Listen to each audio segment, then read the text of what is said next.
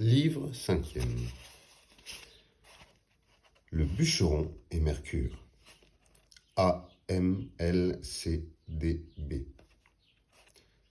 Votre goût a servi de règle à mon ouvrage. J'ai tenté les moyens d'acquérir son suffrage. Vous voulez qu'on évite un soin trop curieux? En des vains ornements, l'effort est ambitieux. Je le veux comme vous, cet effort ne peut plaire. Un auteur gâte tout quand il veut trop bien faire. Non qu'il faille bannir certains traits délicats, vous les aimez, ces traits, et je ne les hais pas. Quant au principal but qu'Ésope se propose, j'y tombe au moins mal que je puis.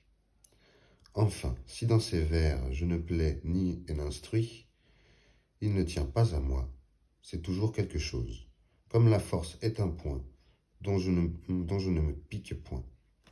Je tâche d'y tourner le vice en ridicule, ne pouvant l'attaquer avec des bras d'Hercule. C'est cela tout mon talent, je ne sais s'il suffit.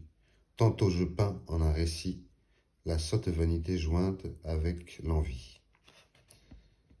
Deux pivots sur qui roule aujourd'hui notre vie, tel est ce chétif animal qui voulut, en grosseur au bœuf, se rendre égal. J'oppose quelquefois, par une double image, le vice et la vertu, la sottise au bon sens, les agneaux aux loups ravissants, la mouche et la fourmi, faisant de cet ouvrage une ample comédie, aux 100 actes divers, et dont la scène est l'univers. Hommes, dieux, animaux, tout y fait quelque rôle. Jupiter comme un autre, introduisons celui qui porte de sa part aux belles la parole. Ce n'est pas de cela quand il s'agit aujourd'hui. Un bûcheron perdit son gagne-pain, cessa cogner, et la cherchant en vain, se fut pitié là-dessus de l'entendre, il n'avoit pas les outils à revendre. Sur celui-ci rouloit tout son savoir, sur celui-ci rouloit tout son avoir, ne sachant donc où mettre son espoir. Sa face étoit de pleurs toute baignée. Ô ma cognée, ô ma pauvre cognée, s'écria-t-il, Jupiter, rends-la-moi. Je tiendrai l'être encore un coup de toi. Sa plainte fut de l'Olympe entendue. Mercure vient. Elle n'est pas perdue, lui dit ce lieu. La connoîtras-tu bien? Je crois l'avoir près d'ici rencontrée.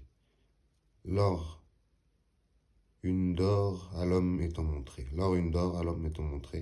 Il répondit, je n'y demande rien. Une d'argent succède à la première, il la refuse enfin, une de bois. Voilà, dit-il, la mienne cette fois. Je suis content. Si j'ai cette dernière, tu les auras, dit le dieu, toutes trois. Ta bonne foi sera récompensée. En ce cas-là, je les prendrai, dit-il.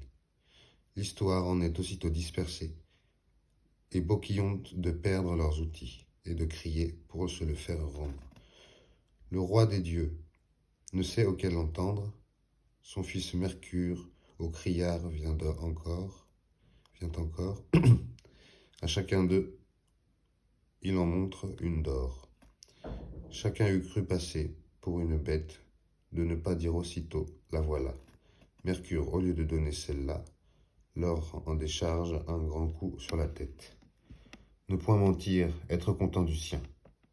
C'est le plus sûr, cependant, on s'occupe à dire faux pour attraper du bien. Que sert cela? Jupiter n'est pas dupe.